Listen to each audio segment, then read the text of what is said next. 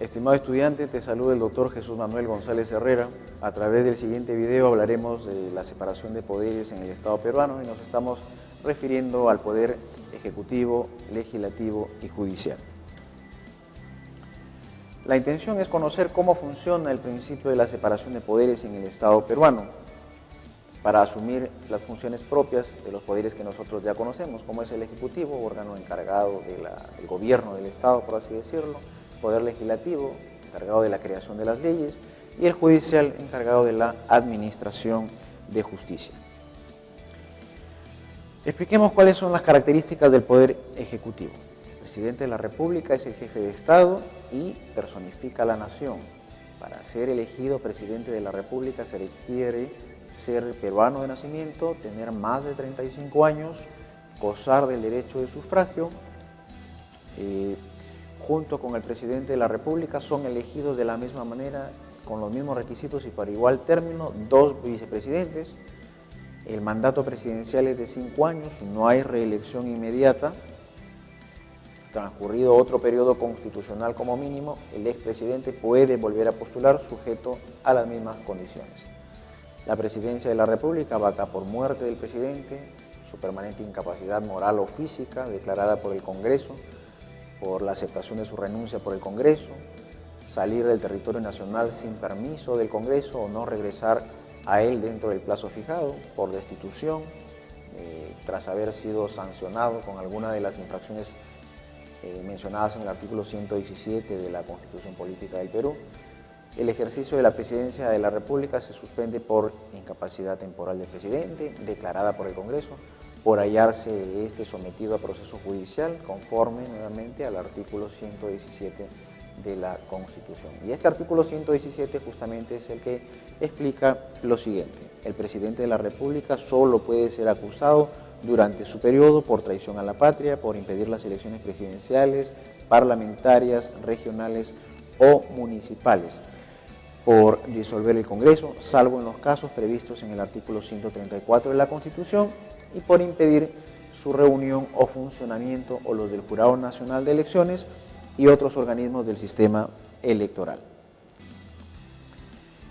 Corresponde al presidente de la República cumplir y hacer cumplir la Constitución y las demás leyes y disposiciones legales, representar al Estado dentro y fuera de la República, dirigir la política general de gobierno, velar por el orden interno y la seguridad exterior de la República, convocar a elecciones para el presidente de la República y representantes al Congreso, así como para alcaldes, regidores y demás funcionarios que señala la ley, declarar la guerra y la paz con autorización del Congreso, conceder indultos, conmutar penas, ¿no? Ejercer el derecho de gracia en beneficio de los procesados en los casos que en cada etapa de instrucción y que se haya excedido el doble del plazo más su ampliatoria, conferir las condecoraciones en nombre de la nación con acuerdo del Consejo de Ministros, autorizar a los peruanos para servir en un ejército extranjero, así como ejercer las demás funciones de gobierno y de administración que la Constitución y las leyes encomiendan.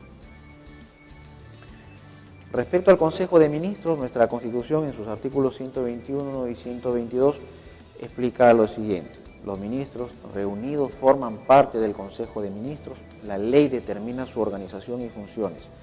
El Consejo de Ministros tiene un presidente, corresponde a este presidente de la República presidir el Consejo de Ministros cuando lo convoca o cuando asiste a sus sesiones. Luego, en el artículo 122, nos precisa la Constitución que el presidente de la República nombra y remueve al presidente del Consejo, nombra y remueve a los demás ministros a propuesta y con acuerdo respectivamente del presidente del Consejo de Ministros. En el artículo 123 de la Constitución vemos que al presidente del Consejo de Ministros, quien puede ser ministro sin cartera, le corresponden las siguientes funciones: ser después del presidente de la República el portavoz autorizado del gobierno, coordinar las funciones de los demás ministros, refrendar los decretos legislativos, los decretos de urgencia y demás decretos y resoluciones que señalan la Constitución y la ley. Para ser ministro de Estado se requiere ser peruano de nacimiento, ciudadano en ejercicio y haber cumplido 25 años de edad. Los miembros de las Fuerzas Armadas y de la Policía Nacional pueden ser ministros también. ¿Y cuáles son las atribuciones de este Consejo de Ministros? aprobar los proyectos de ley que el presidente de la República somete al Congreso, aprobar los decretos legislativos y los demás decretos de urgencia que dicta el presidente, deliberar sobre asuntos de interés público y las demás que otorgan la Constitución y las leyes. Los ministros son igual o individualmente responsables por sus propios actos y por los actos presidenciales que refrendan. Todos los ministros son solidariamente responsables por los actos delictivos o violatorios de la Constitución o de las leyes en que incurre el presidente de la República o que acuerden en Consejo, aunque salven su voto, a no ser que renuncien inmediatamente. Ahora expliquemos en qué consiste uno de los poderes del Estado, que es el poder legislativo. Este poder legislativo reside en el Congreso, el cual consta de Cámara Única. El número de congresistas es de 130. El Congreso se elige por un periodo de 5 años mediante un proceso electoral organizado. Los candidatos a la presidencia no pueden integrar las listas a candidatos de congresistas.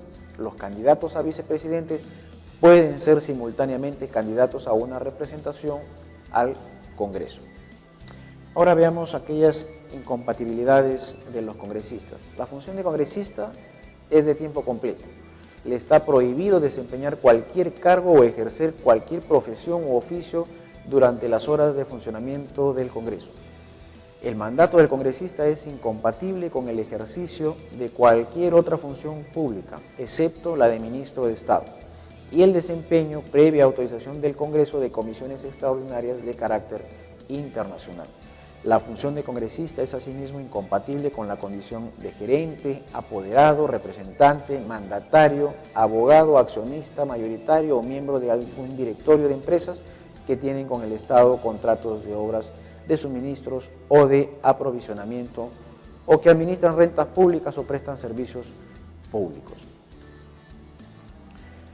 Estos congresistas además, al ejercer esta labor parlamentaria, poseen aquella figura jurídica denominada la inmunidad parlamentaria. Esta es una institución que protege a los congresistas de no ser procesados por delitos comunes o arrestados, salvo delito flagrante, la ley es clara, sin previa autorización del Congreso o de la Comisión Permanente. Los congresistas representan a la nación, no están sujetos a mandato imperativo ni a interpelación, no son responsables ante autoridad ni órgano jurisdiccional alguno por las opiniones y votos que emitan en el ejercicio de sus funciones.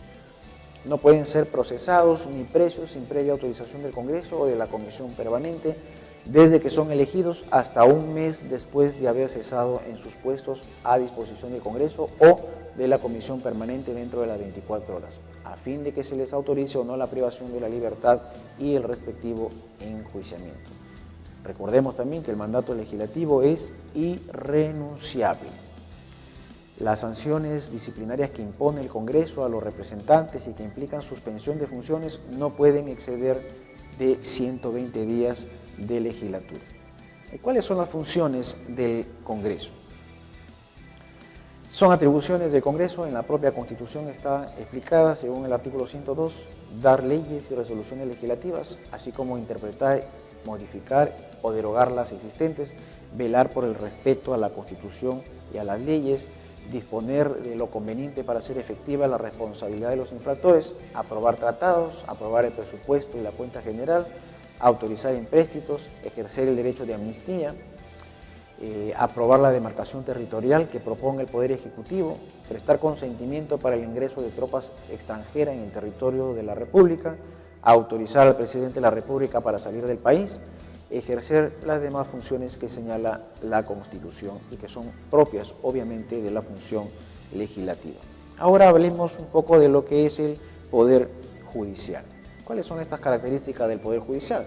Bueno, la potestad de administrar justicia está establecida en la Constitución, emana del pueblo y se ejerce por el Poder Judicial a través de sus órganos jerárquicos con arreglo a la Constitución y a las leyes.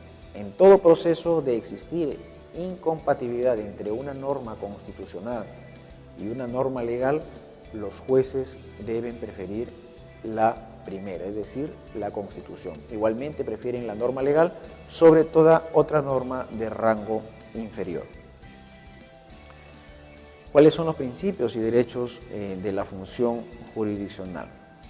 Tenemos a los principios que están también establecidos en el artículo 139 de la Constitución, como son el de unidad y exclusividad de la función jurisdiccional, la independencia en el ejercicio de la función jurisdiccional, la observancia al debido proceso y a la tutela jurisdiccional, la motivación escrita de las resoluciones judiciales, la pluralidad de instancia, la indemnización en la forma que determine la ley por los errores judiciales, el principio de no dejar de administrar justicia por vacío o deficiencia de la ley, el principio de inaplicación por analogía de la ley penal, el principio de no ser penado sin proceso judicial, la aplicación de la ley más favorable al procesado en caso de duda, el principio de no ser condenado en ausencia, la prohibición de revivir procesos fenecidos con resolución ejecutoriada, el principio de no ser privado del derecho de defensa. En ningún estado del proceso toda persona debe ser informada inmediatamente y por escrito de la causa o las razones de su detención. Por tal motivo tiene derecho a comunicarse personalmente con un defensor de su elección y a ser asesorado por este desde que es citado o detenido por cualquier autoridad. El Poder Judicial está integrado por órganos jurisdiccionales que administran justicia en nombre de la nación y por órganos que ejercen su gobierno y administración. Los órganos jurisdiccionales son la Corte Suprema de Justicia y las demás cortes y juzgados que determina la ley. El presidente de la Corte Suprema lo es también el presidente del Poder Judicial. La Sala Plena de la Corte Suprema es el órgano máximo de deliberación del Poder Judicial también. Estimado estudiante, espero que estas nociones básicas sobre el funcionamiento del principio de la separación de poderes en el Estado peruano ayuden a comprender las funciones propias de los poderes ejecutivo, legislativo y judicial. Por tal motivo agradezco tu interés en la asignatura, me despido, nos vemos en la próxima sesión.